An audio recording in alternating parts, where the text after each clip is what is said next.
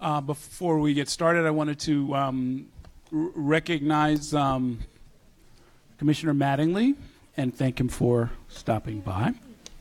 Is John here? Richter? I thought I saw. I'm sorry, Richter. Oh, wow. I've been doing this for too long.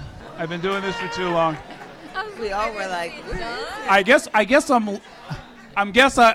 lucky I didn't say Scapetta, right? Yeah.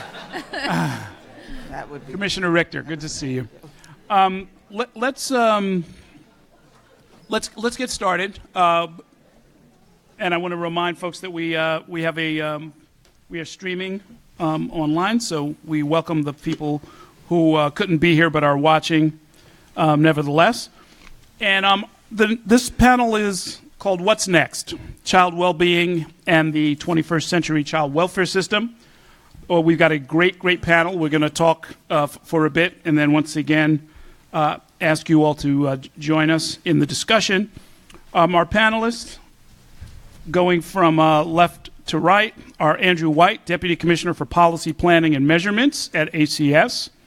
Eri Noguchi is the Chief Program Officer, the Association to Benefit Children. Jennifer Jones Austin, of course, the President and CEO of Federation of Protestant Welfare Agencies. And Zeinab Chahine is the Managing Director of Casey Family Programs. And we welcome all of you folks. I guess we'll start with you, Andrew. This is about lessons learned and kind of where things are heading. Let's talk first about what we know and how we know what we know, which is kind of the point of the earlier discussion. It's easy to talk about evidence-based programs, but how do we implement it? What have you taken away from what we know so far? Big, broad, fat question. What have I taken? I've taken away a lot of things, but it is one of the things Allison pointed out up here is you've got to bring everybody along to some kind of shared understanding, and in any kind of organizing effort that is incredibly difficult. To be honest, sitting right here, it's been 4 years since we had a child welfare convening in this space, and we used to do it all the time. And that actually, I think those sessions served as a way to get some shared understanding around things happening in the system. So I'm really glad that we're doing this. I hope we can do more of it. Making things happen takes time. Implementing evidence-based models, even implementing something as simple as the expansion of the family treatment and rehab program that we did over last summer takes time. People have to find staff, they have to train them, they have to bring them along to help them understand exactly who they're working with, what these families are like.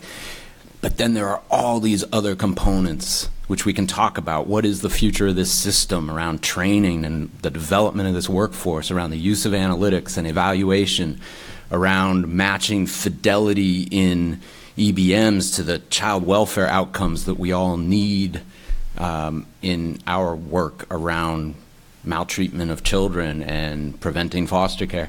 So complexity is what I take away from it. Complexity that is manageable, or complexity that can end up drowning or distorting the work that you have to do? No, I think it's complexity that makes this a challenge, that makes me want to do this. And I think that's probably true for everybody probably in this room, frankly. I mean, this is energizing. I feel like we have progressed so far in 20 years. Hearing people giving credit to various people in this at the beginning of this, is you realize probably not a person in this room who doesn't deserve a lot of credit for the transformation of child welfare since the time that Nicholas Scapetta started ACS 20 years ago. You look at this system, it is radically different and much more successful than it was in the mid-1990s. Mm-hmm. And on the question about the use of data and what has been happening, there are some stakeholders who outside of ACS have a lot to say about this. I'm looking at Zeinab. That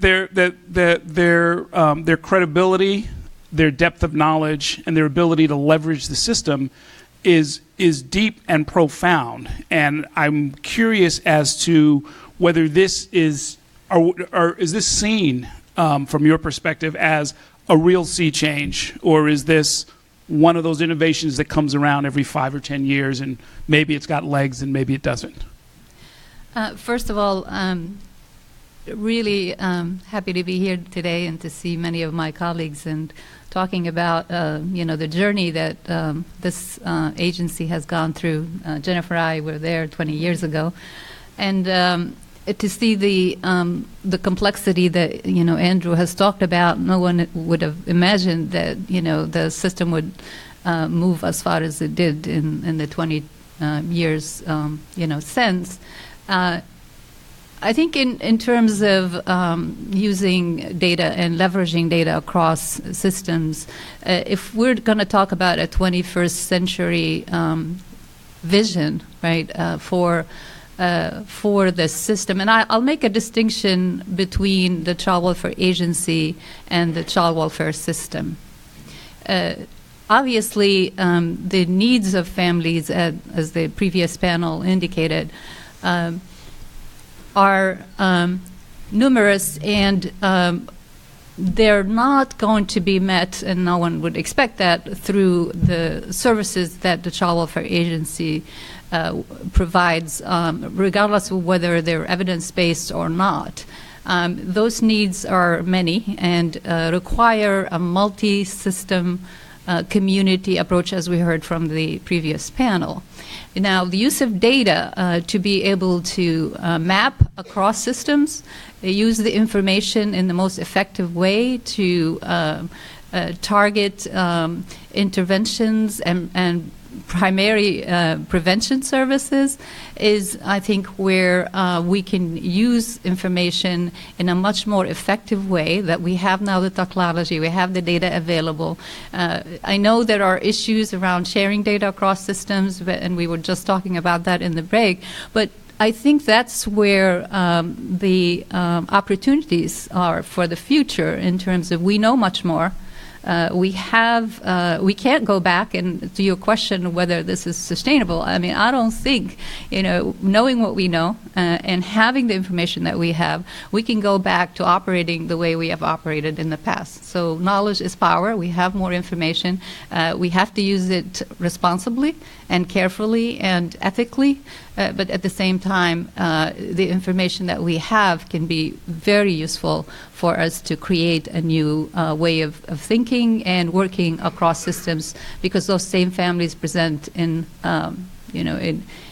other systems, not just child welfare, and their needs can be met much better if we can share that information and use it to better intervene on a primary level, pooling some of our resources in a more effective way.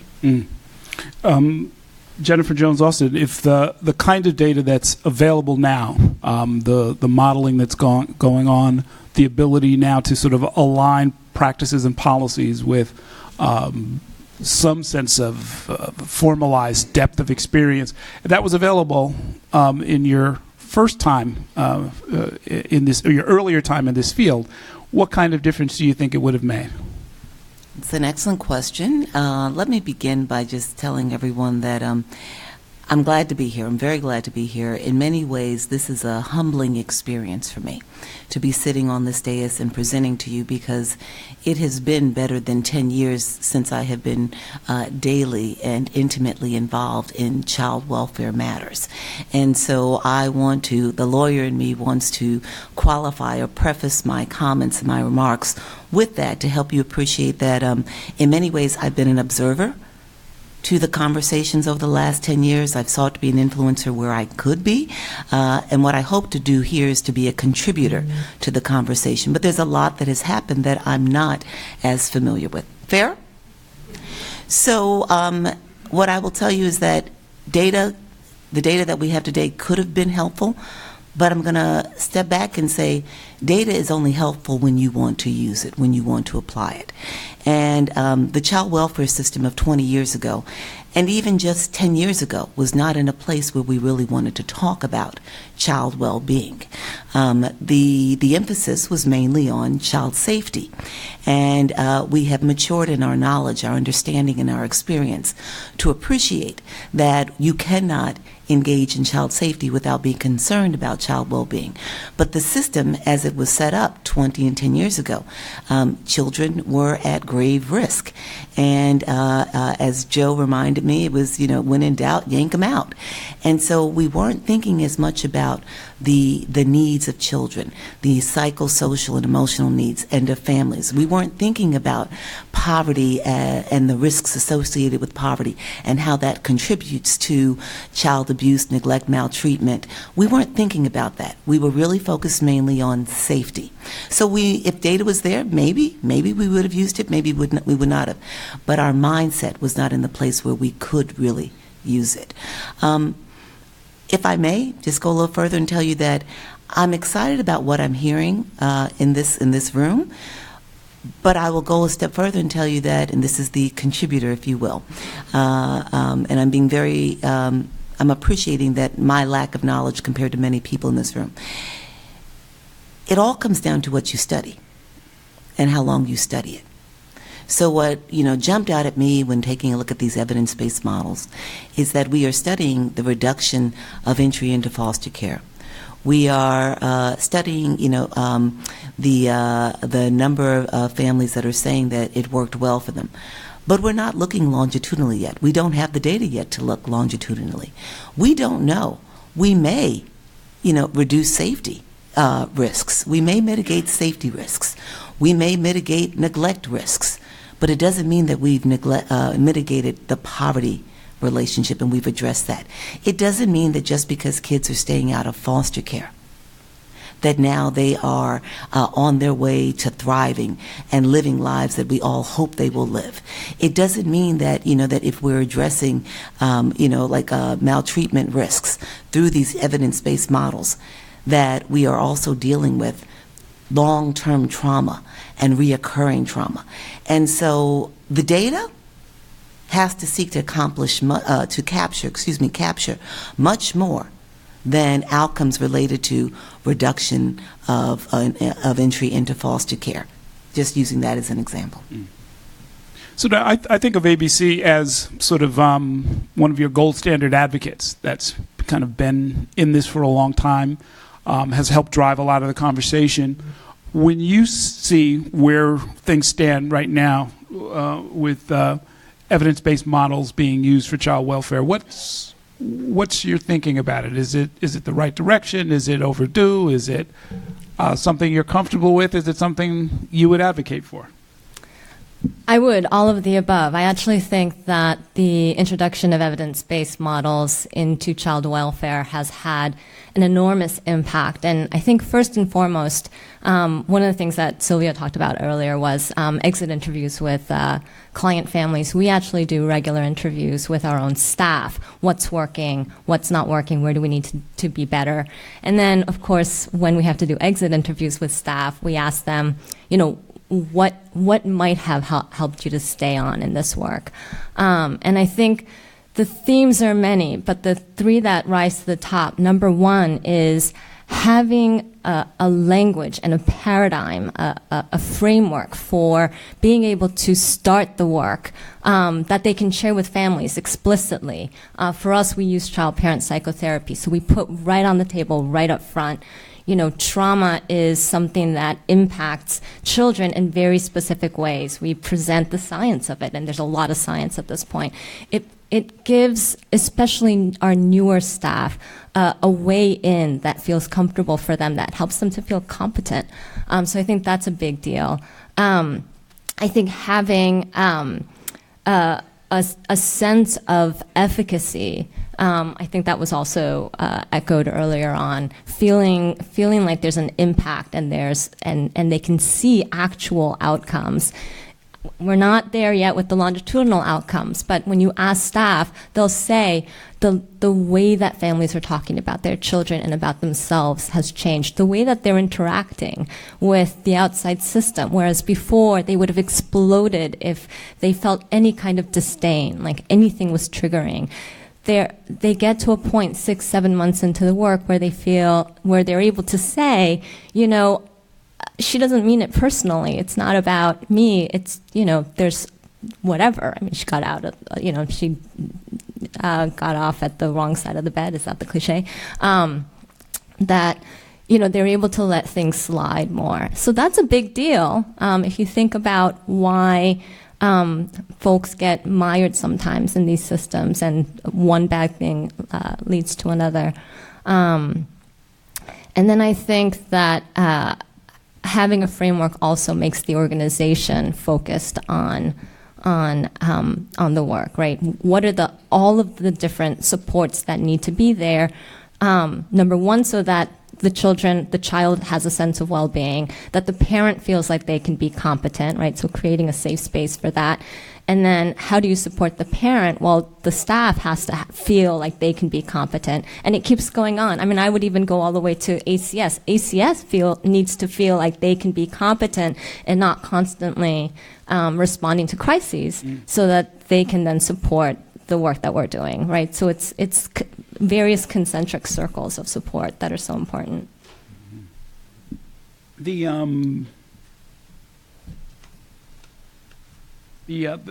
emphasis on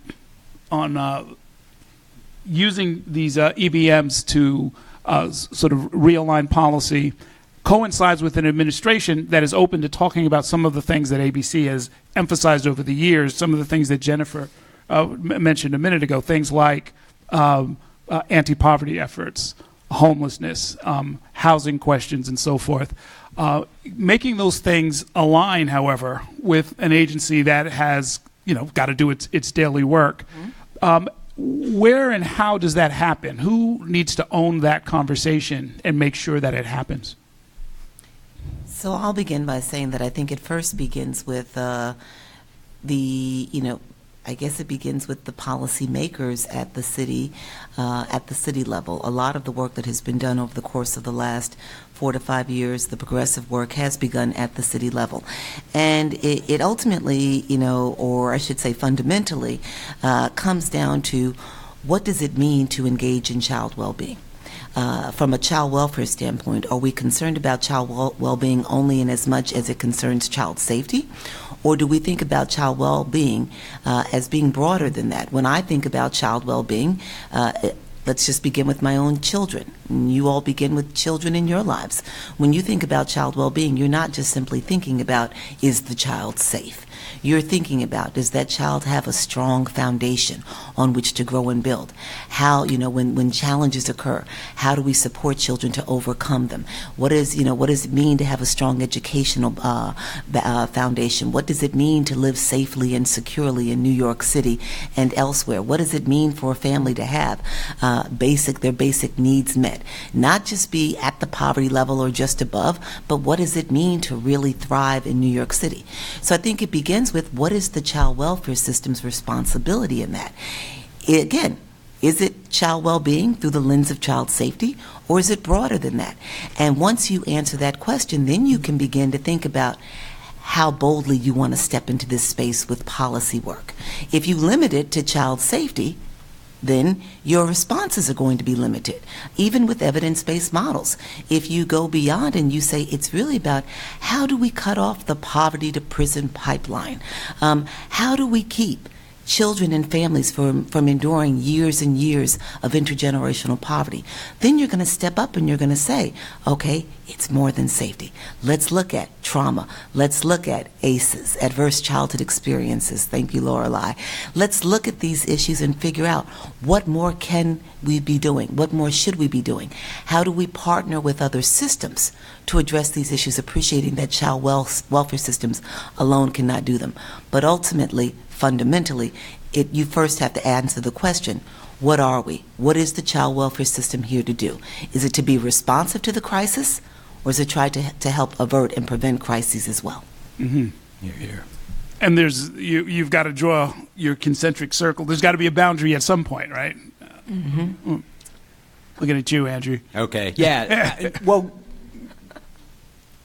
theoretically, no. I mean, this is sort of the beauty of the EBMs, most especially, is that they are clinical. Most of them are clinical therapeutic supports for families.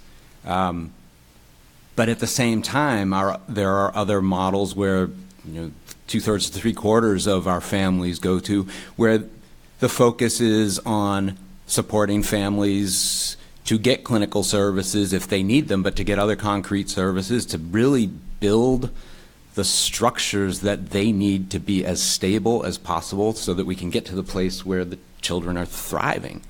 And EBMs are an important slice of that. The education system is a much bigger slice of that. The homeless services system and everything we can do to help people have stable homes is a really big piece of all of this is integrated. I think you asked who owns it, and that is the real challenge. Like who can own a collective approach to supporting the city's families? I think we're making a lot of headway in the sense that we are able to catch families and provide supportive interventions at an earlier stage than ever before. Part of that is because the city, I think, is in a better place than it ever was before. But at the same time, many of the families, I venture to maybe even say most, but a very large percentage of the families that ACS works with every day are multi-generational ACS involvement and are struggling with the legacy of another era. We are working with parents now who grew up in the era of crack and crime and AIDS in New York City, and they are challenged with the stress that comes with that experience, the mental health issues that may come with that experience, but also just the serious poverty that they've been coping with their whole lives and trying to raise children in that situation. People need help, people need support. So that's an important part of this work. All that's to say is that's exactly true of Department of Education too, and especially of Department of Homeless Services. So we are committed, I think, in doing a lot to build those bridges, but it really has to build that, again, that shared understanding so that the frontline staff are part of that, because ultimately it comes down to what degree can a general preventive case planner at an agency in the Bronx work collaboratively with a caseworker at a shelter to make sure the family can get their kid to school. If I can add to that, I think your question about where the concentric circles end, I actually don't think they can end precisely for that reason, that, if a child's housing is in jeopardy, then that's going to, at some place, have a ripple effect on child safety. If the experience in school is less than adequate, that's going to eventually have an impact on child safety. And I think, your reference to ACEs is exactly, on point, because extreme poverty, community violence, and, whatever experiences that child and family went through, even coming to New York City in the first place, all of that becomes the architecture of what that child is holding in not just psychologically, but in their body. So, all that to say, I know one of the questions for today is this notion of primary prevention and where does that happen. I think we have to talk about the schools. We have to talk about homeless shelters. We have to talk about community centers. We have to talk about sports clubs, wherever children are.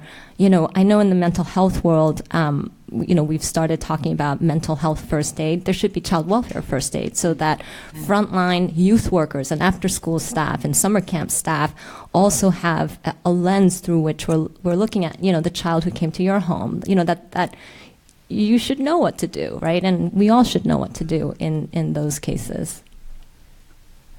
Yeah, if I may add, I think we've learned a lot from public health and their approach to primary prevention over time. And if we were really looking at moving towards improved well-being, and which leads to a better safety for children, we need to go upstream. We need to be thinking about the systems and the community in a way that will help get at issues way before we have to deal with them through the Child Welfare Agency.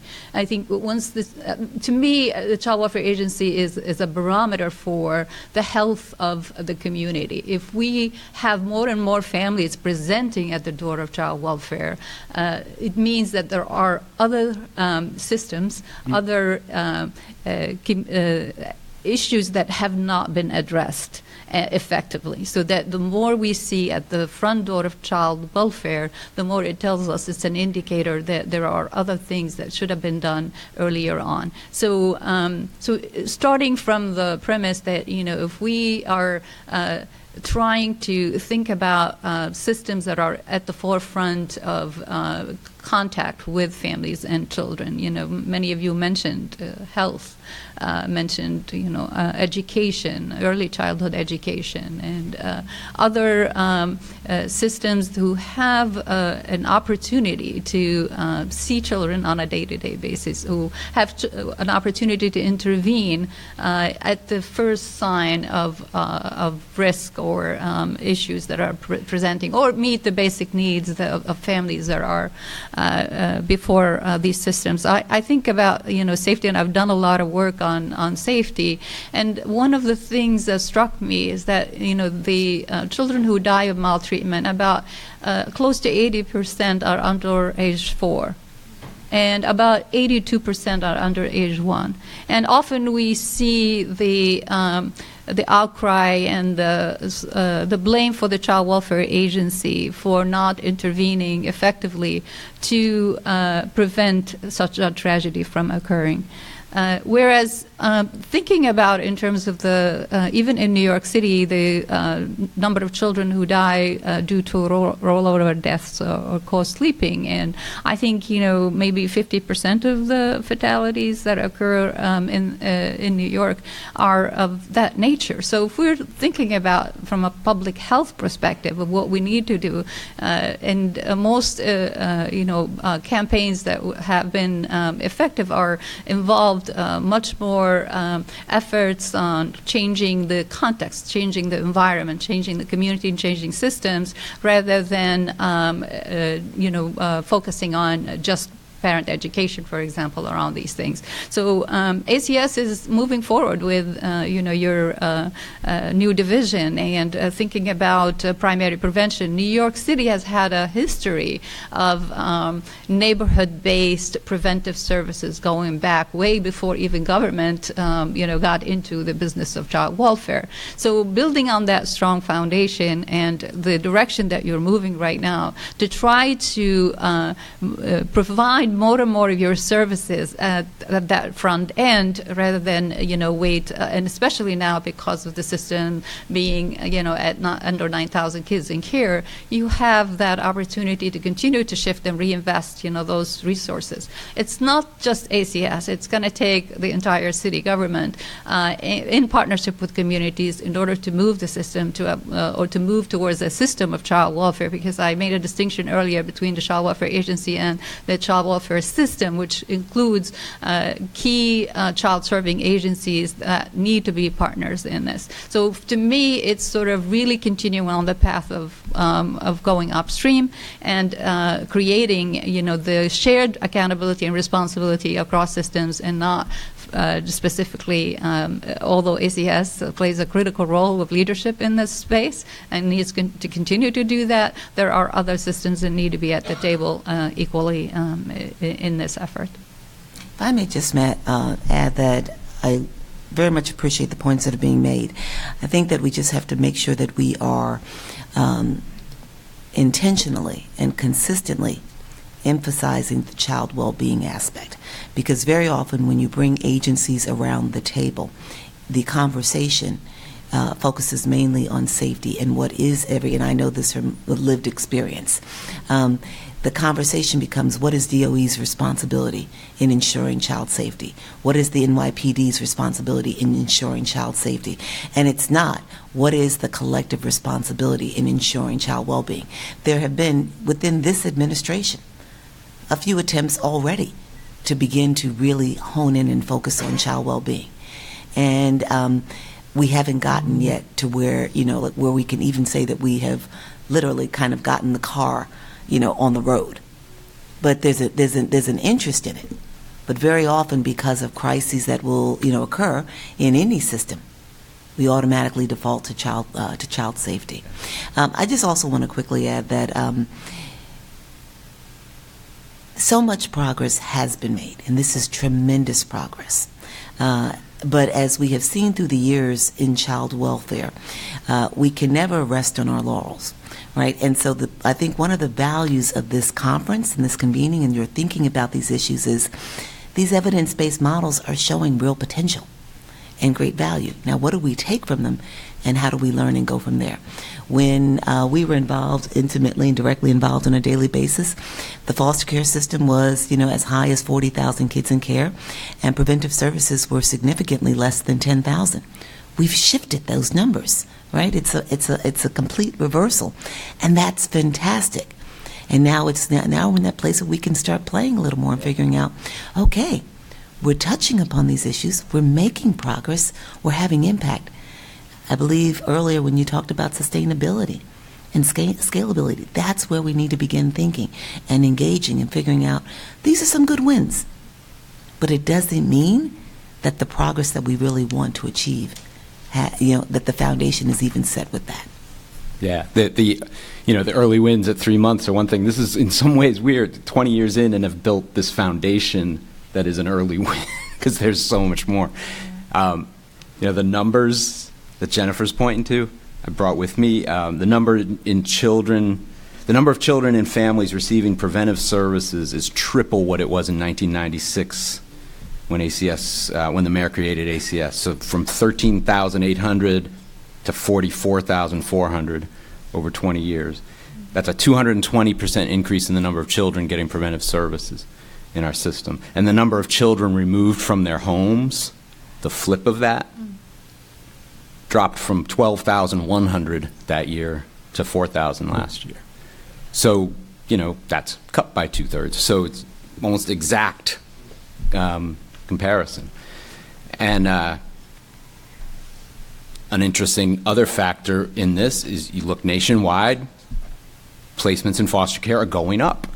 They're up about 10% over the last 5 years nationwide. And in New York, we continue to reduce the size of our foster care system. A significant part of that is because of prevention. There are other things happening too. I mean, we are finding ways to get kids to permanency faster, which we really need to do in New York because New York's always been slow at that. So there's about 2,000 fewer kids in care 2 years or more than there were just 5 years ago.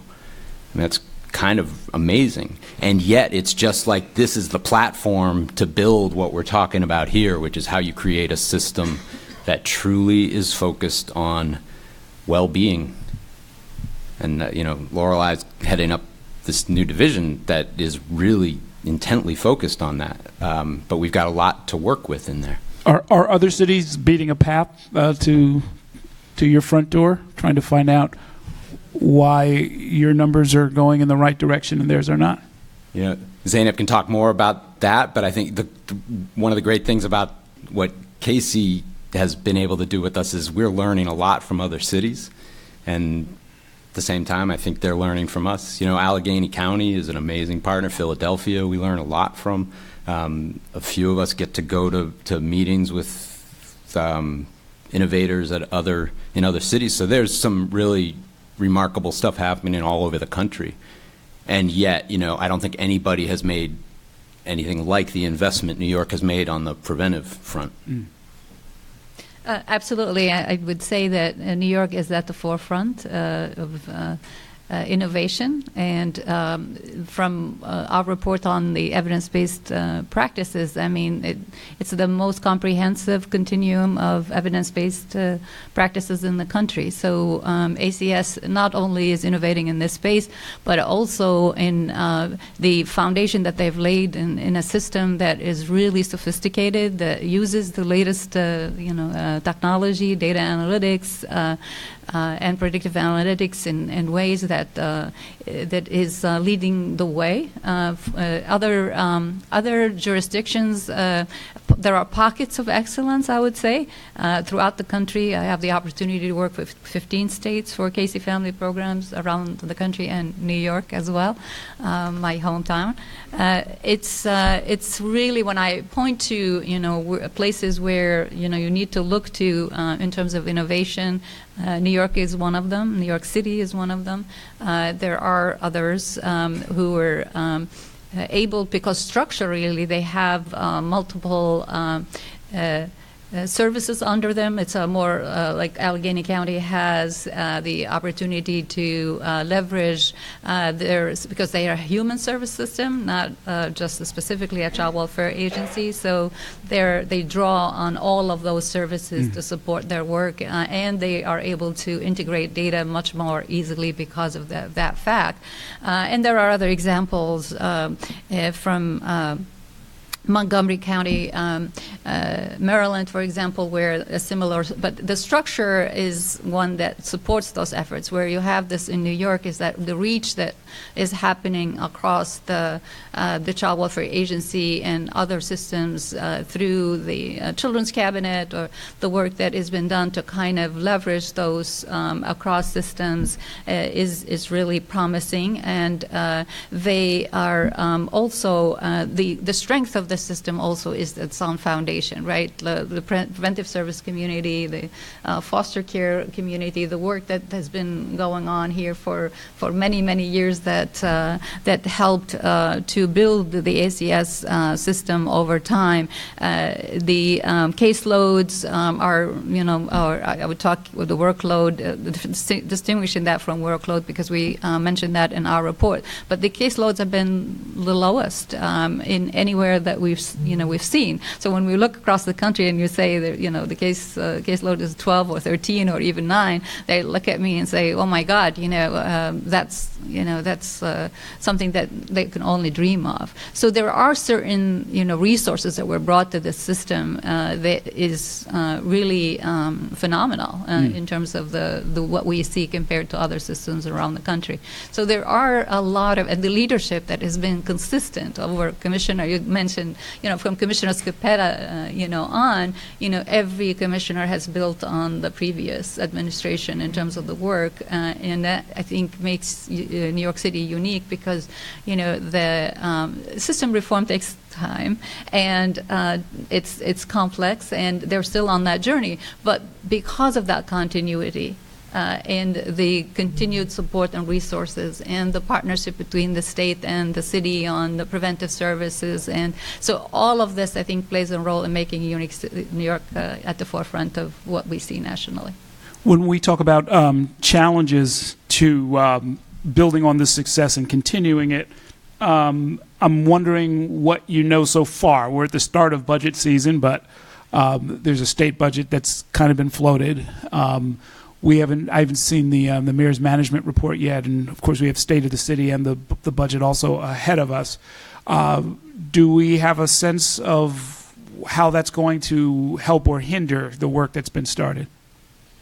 I can't comment on the budget overall, only because my limited knowledge now of all the details about New York, given my responsibilities across the country. But I would be very concerned if the current formula for what on the prevention versus foster care, we use that as a sort of an example of how systems can reinvest in prevention, and the less on the foster, because the more you're able to do on the primary prevention or secondary or tertiary prevention. In this case, we're talking about through the Child Welfare Agency, the less you would have to invest in the high-end, services. So I would hope that New York would continue to recognize that what they've done here is really important in getting to the results that you've gotten through your investment in prevention, and that this commitment continues, for the future.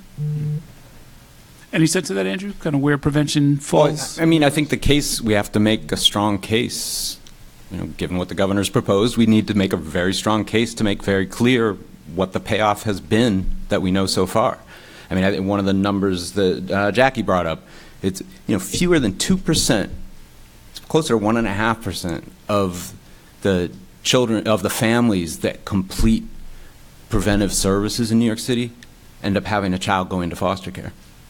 And if you consider that 3/4 of those kids in our preventive system are referred by child protection, more than 3/4, that's fairly remarkable. Of families with an indicated case in general in our system, about more than 10% actually end up experiencing foster care in some way. So getting into preventive and getting through preventive makes a massive difference, and that is money for the taxpayer, and it's reduced stress and trauma on the families, tens of thousands of families every year, tens of thousands of children that are affected by this. One of the concerns that I'm sure everyone in this room has relates to the workforce and the impact of budget challenges on the workforce. We all know in this room that our child welfare workers are underpaid. Our child care workers are underpaid. We know that when the state passed the minimum wage, the increase in the minimum wage, they did not provide for increased wages through contracted agency programs.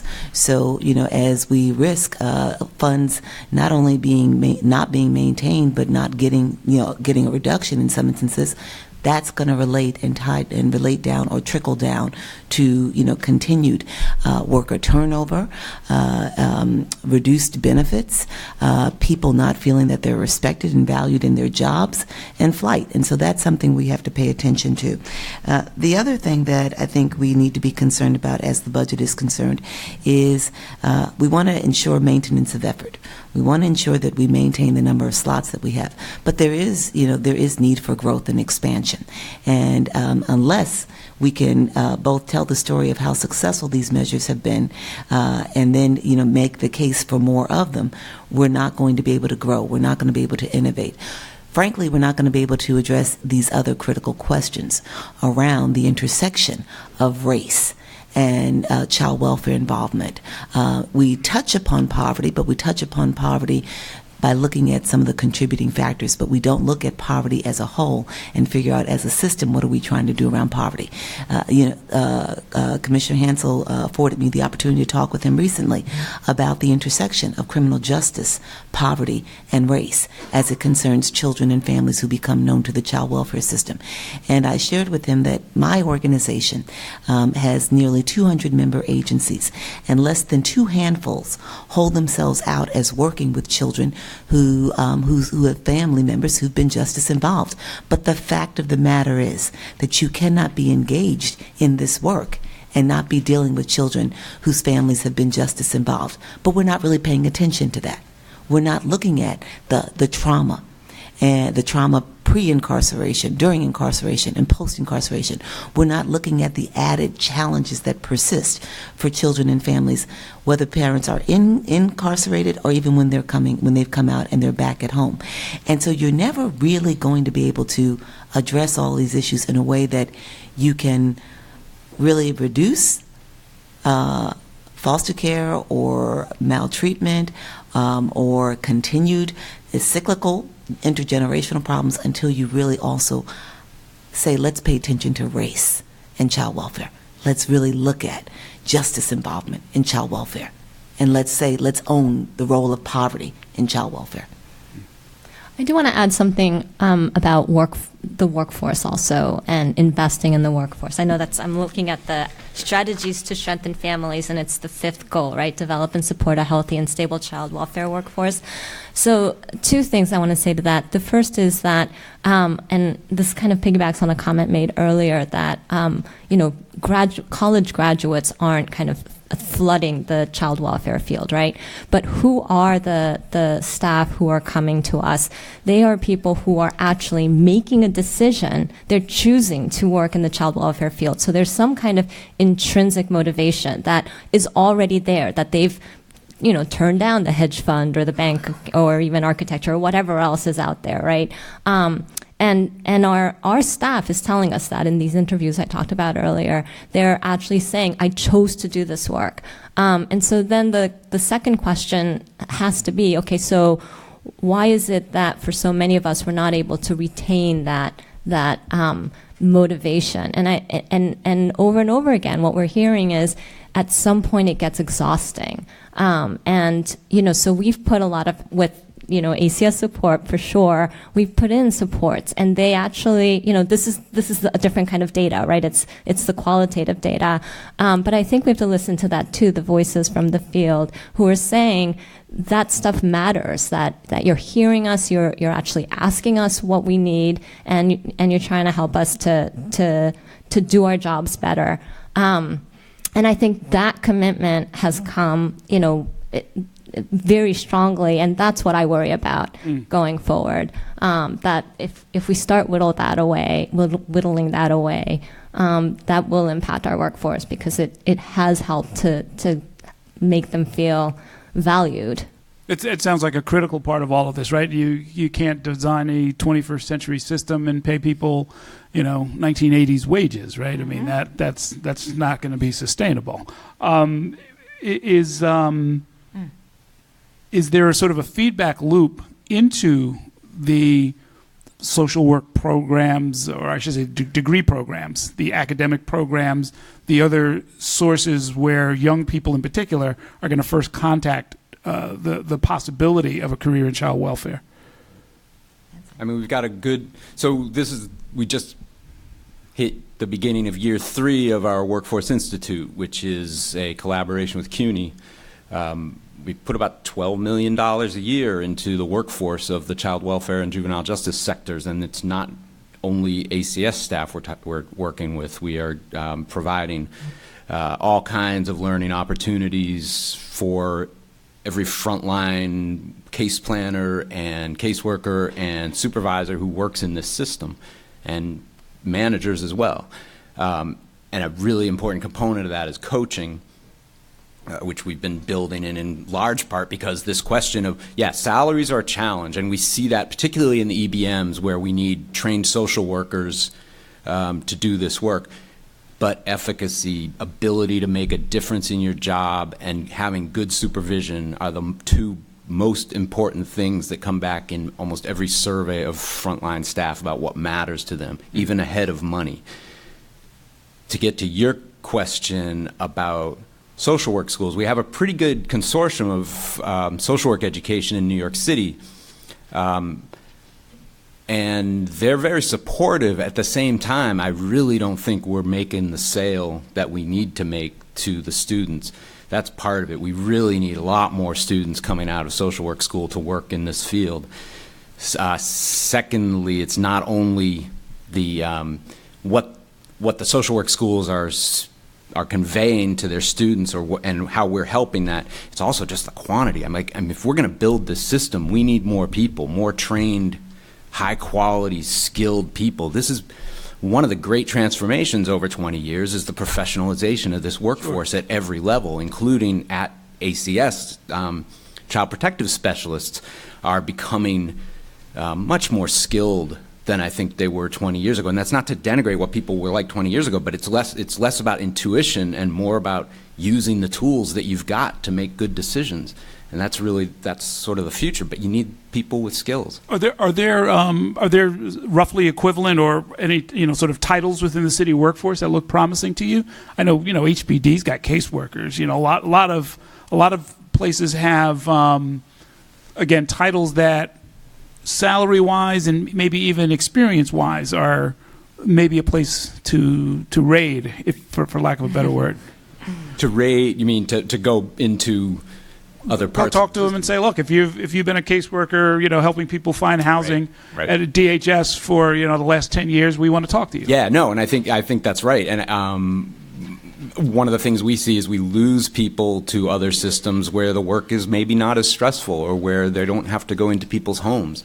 It's a real you got to be committed to spend your day out in the field, going into people's homes and working with them, particularly child protective specialists, but this is true of preventive workers too. I mean, you are confronting people at the most vulnerable moment in their life, in the most private part of their life. That's asking a lot. So the flip of that, why would you do it? Because it's incredibly satisfying when you succeed. And you had a great interview last year with a couple of child protective specialists where you really heard that. I encourage you all to look for that online if you never heard it. But we need to do more of that because people need to understand the satisfaction that comes with doing this work well. Yeah, I do also remember it was way before your time, but the ads on the subway, you remember, they were looking for child protective specialists, and they were like looking for superheroes, Right. That is kind of what the pitch was, which I thought was cool if you want to be a superhero, but that's not necessarily what's driving the innovations that we're talking about. Yeah, today. I just wanted to add to Andrew's comment about the stress and the secondary trauma that is experienced by the workforce involved in child welfare, and also the feeling of the stigma and sometimes blame that continues to really be problematic in the field, and one that I believe needs attention. ACS has begun to implement safety science principles in child welfare and creating a safety culture, learning from other fields, specifically, aviation and health, and where the systems that are around the individual are attended to create an environment where they feel safe and can do their jobs. And so it's in child welfare. There's a fear, right? That people who work in this field, they are put in a situation where they're blamed for any thing that happens, specifically when there is a tragic incident.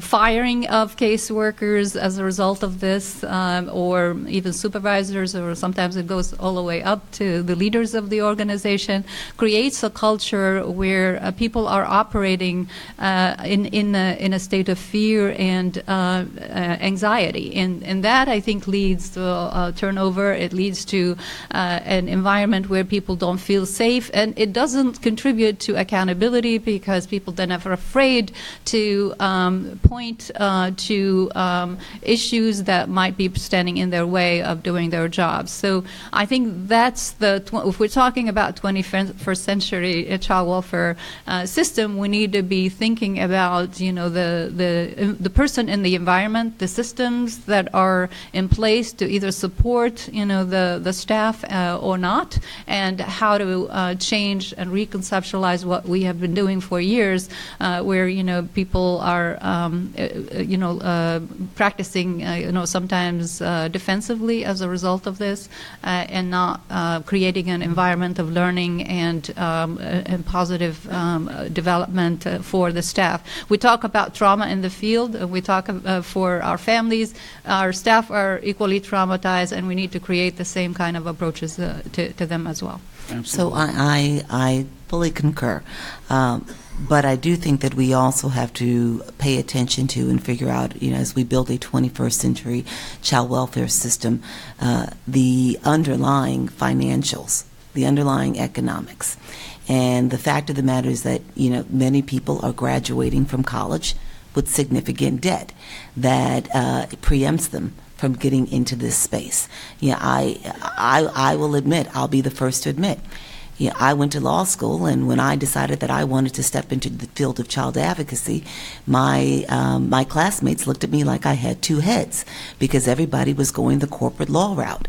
Why could I make that decision? Because I was in a position where my family had paid my law school tuition.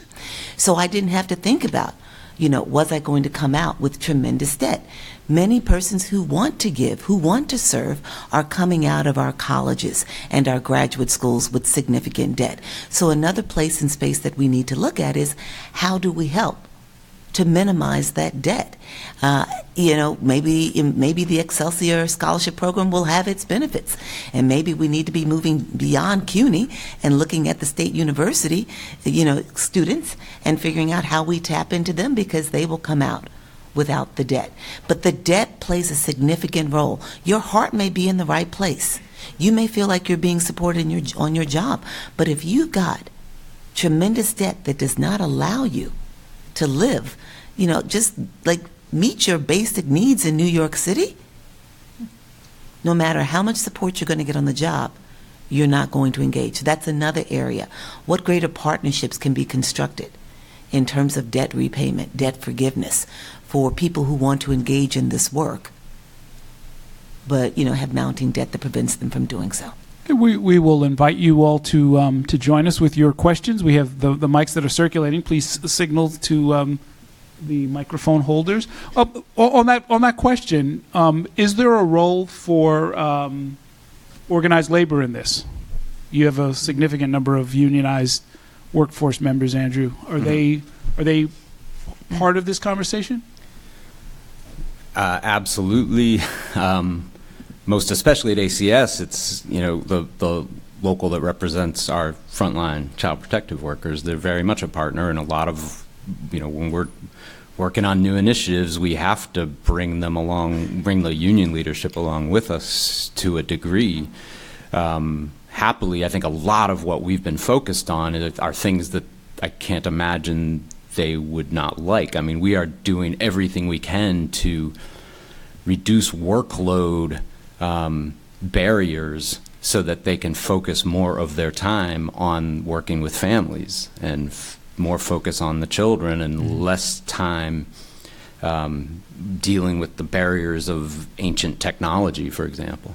Or most of them are, is it 1707? 371. 371. Questions? And I think in the private sector, there's a significant union presence as well at some of the agencies. Mm-hmm. Marty Guggenheim from NYU School of Law. So this is a spectacular series of panels. The first one was perfect, and in some ways this was more perfect as I see things, because the call from Jennifer and Zeinab to go upstream to think about macro problems is, I think, exactly right. I'm reminded, Andrew's work, he once did a chart that showed the zip codes from which the population of foster care comes in New York City. We know which communities are sending children into foster care and into preventive services. I remember a story that Ann Milgram told about the New York City Police Department after it found, through data, blocks that had high crime rates at 11 p.m. and midnight, and they went there. And then they put in lights, LED lights. ACS should be going to communities with experts and asking, what do they lack? I don't know why we don't have schools open when they're done at the day until 9 p.m. every day, so that mothers can give their kids there while they go out and get the milk, that when they go and leave the kid at home, they have the children removed. I think there are dozens of things that we can be doing to change what is now a 45-year-on shift in federal attention to child well-being, which has reframed it as about pathology in the family. And we need to stop. And I just think this is a spectacular program. Thank you. Thank you. Jack, To the focus of introduce all of for the folks at home. Introduce yourself. Jack Krauskopf, Baruch College. I think so much of the focus of this panel and the previous one and Errol has been on the workforce. And if we look at the frontline workers, both in preventive and protective, is there a way we can measure whether turnover is an issue, continuity is an issue for the success of those programs, and then have some evidence that can be used to bolster salaries and other supports for those critical frontline workers? Yeah, I mean, I think probably the best example of this is in the foster care system. When you change workers, you lose 4 to 6 months sometimes in the length of time till you get out of care. That's not a New York City stat, but nationally, that's research that's been shown. I mean, that's extraordinary, because you think about the time that a worker invests in getting to know that family and building trust and doing work and getting to know the situation of the child. That's all gone. How do you transfer that knowledge quickly? It's pretty difficult, particularly if you have a significant caseload. I think in protection, one of the things we've tried to think hard about is how do you make sure that there's really only, if there has to be more than one worker involved with a family, they have to be working really closely together. You can't have parallel, so there's the issue of a handoff. There's also the issue of when you have, for example, court-ordered supervision and you have a family services unit worker checking on safety in a family, and you have a preventive worker. They gotta have the same goals in mind. So there's a lot of complexity to that question of the worker. And then if one of them changes, it can be up in the air. We need stability in this workforce. That comes with pay. That comes with work, with satisfaction. I mean, yeah, people are not going to stay in the front line of this work for years and years and years. But to retain a skilled worker for 3 to 4 years in a frontline position is really like gold standard. That's ideal. Just to add to Andrew's point, I mean, that's the scarcity of the research that we have right now, is that we have a connection to the outcomes related to permanency and worker turnover. We don't have that research for other parts of the system, and we were just having this conversation that dearth of research is an issue. I mean, I was able to listen to testimony before the Federal Commission to Eliminate Child Abuse and Neglect Fatalities, and there was a panel there talking about workforce, and they were saying basically we don't have the evidence, and really it's a call for researchers to produce that research and the connection between the workforce. So, I mean, for people who work in for us in the field, that without a competent workforce, a stable workforce, that you're not going to be able to achieve the outcomes no matter what, in terms of whether protection or prevention. But we need that support from all of you in academia to really dig deep into those questions. I think what we do have, at least it's not a perfect proxy, but what we do have is evidence from the EBMs about how long it takes for in each model for a therapist to be considered competent in the work that he or she is doing. So for instance, in CPP, it's generally considered 3 to 5 years, which includes the training, which is a full 2 years. So, if we're talking about retention, the CPP world wouldn't even consider someone going through that training fully trained until 2 years. If we're losing that person before that 2 years is up, they're leaving mid training. Hi, I'm Nora McCarthy from RISE. I just wanted to ask about 2 things that I think have contributed to the changes that we're talking about today and to the future of child welfare, but haven't been mentioned too much. And that's the role of our legal providers representing parents, and also the role of parent advocates. And I wanted to ask, similar to Dawn's question about looking at homegrown effective programs, are there ways that you're planning to document those impacts, to strengthen them, and to make them more widespread? Yeah, I mean, I'd actually really be interested in hearing Erie talk about the work when there's an intersection of their work with the parent advocates. I think there is research underway. Marty is sort of the PI on this project to document the impact of the parent advocates on the system. I mean, most of you know this, right? I mean, we have institutional representation for parents in a way that most places don't have, and it's a really remarkable thing. It gives due process to parents brought into court. It can be a challenge for ACS, but I think most all of us agree it's a good challenge. It's a good place to be. But we do need to be able to show that it has a positive impact on children and families.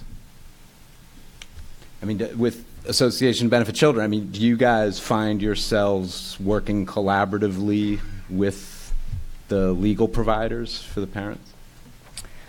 We do. About 10% of our families that we're serving right now actually have direct court involvement. So for those families, we are constantly on the phone with the legal representatives, both at ACS and through the courts.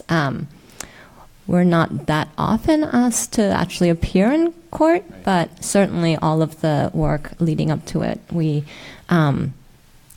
hope and feel that we are being fully collaborative. Actually, dawns on me that parent advocate has two meanings here, right? There's the legal advocate, and you mean the parent. So we also have a study around parents with lived experience of the system who are working with families. And we actually have a really unique project up in the Bronx, Zone E, with Division of Child Protection, where they are getting assigned in a child safety conference. They get assigned to a parent advocate who then actually comes back and is engaged with them for a few weeks. And so far, we're seeing some pretty promising results out of that.